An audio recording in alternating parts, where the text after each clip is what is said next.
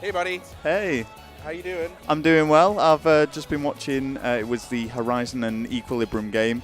Horizon just won 3-1, so they're top 8 now, going into advancing further in the losers bracket. So yeah, pretty excited, of course, for them.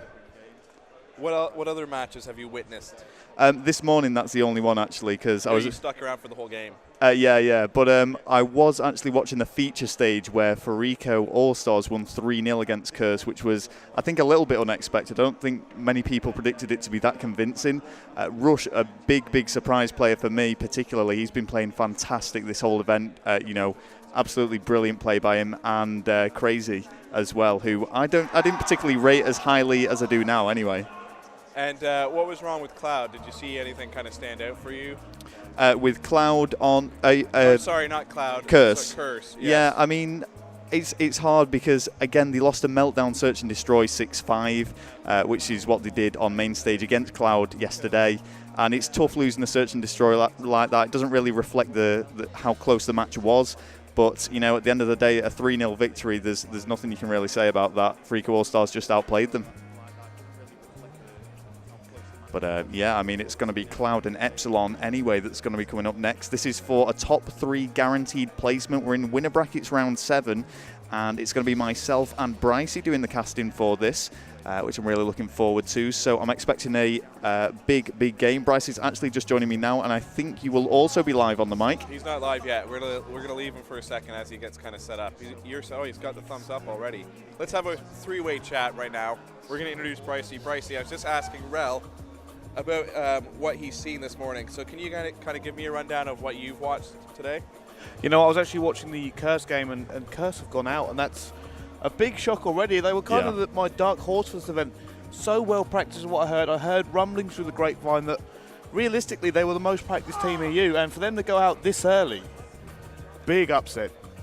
It's surprising, and I think that actually puts them top 12 as well, which is definitely something that not many people were expecting. Toby actually said, Toby came over and he wanted to do a little tweet out, #BetterWithToby, but he thought he'd leave it a bit while they were healing the wounds. Why the wounds are still fresh. Yeah. Good idea. Very good idea. Now we've got Epsilon facing off against Cloud here on the main stage. The players are all up on the stage now. It's taken us a while to kind of rein everyone in. But Epsilon v Cloud, Brycey, I'm not going to ask you who your favorites are to win this. I'm going to ask you... Break these two teams down? No, I'm going to say with Cloud versus Epsilon, it's going to be a great match. We kind of were expecting a great thing out of this.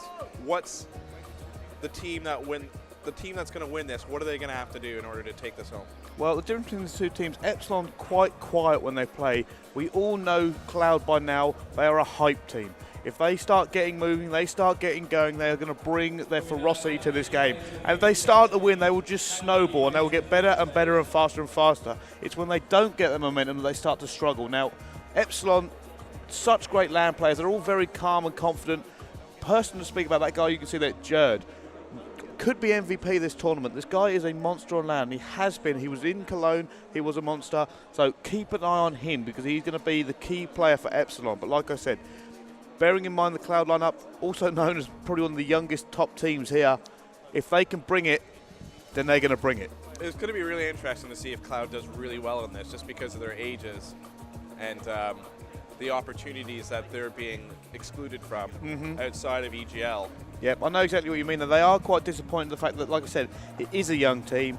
They can't, even qualify for the World Championship, so they are quite good. I think that's one of the reasons these teams formed. It was a mutual bond. They all know each other. They're all good players. We all know that, which is why they've come so far. And they want to go, you know what, we're here. We are good enough.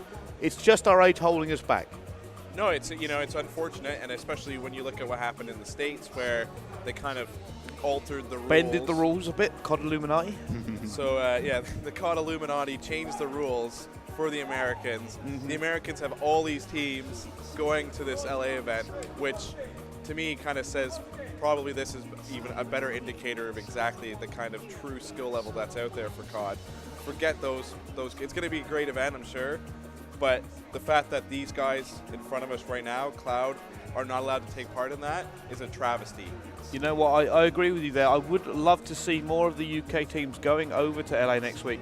Unfortunately, they're not. Like you said, I genuinely believe that we have about 4 or 5 teams here in the UK that could very easily come within the top 8 in LA. It's just unfortunate that obviously it's split between the EU. The EU gets 8, which means the UK only gets 1 slot. Where realistically, if you wanted to, you take your Prophecy, you could take your TCM, who actually failed in Cologne. You could take this Cloud lineup that we are looking at here. They could quite easily go and do an incredible job when they go over there, but unfortunately they don't have the opportunity, and they're going to have to sit this one out. Yeah. Let's talk about Jerd for a second, Rel. Huge expectations from him on the Epsilon lineup. I was talking to Shane just a few minutes ago about exactly what his expectations are of the event. He said he's quietly confident, but all eyes are on Jerd. If Jerd has a good game, Cloud know that they're going to have a lot of trouble sealing the deal. Yeah, well, Jerd's come a long way in a very short space of time. I think he's got quite a few fans actually supporting him.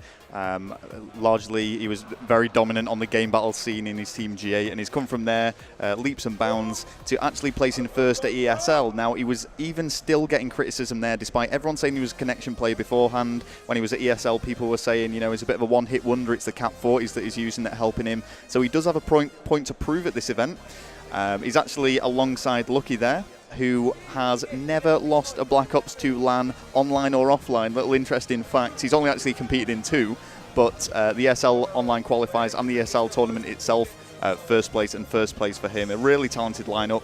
But yeah, all eyes on Jerd, really, seeing what he can do at this event. Well, we're going to take a break right now before we get the action underway here on the main stage. It's EGL9, it's the Turtle Beach Black Ops 2 Spring Championship. Thanks a lot for having a Smelly Moss informal discussion there, guys. No problem. No problem. And of course, we'll be rejoining Rel and Brycey on the main stage. They'll be guiding you through the matchup that is about to happen. It's Epsilon versus Cloud, and it's all brought to you by the great folks over at Turtle Beach.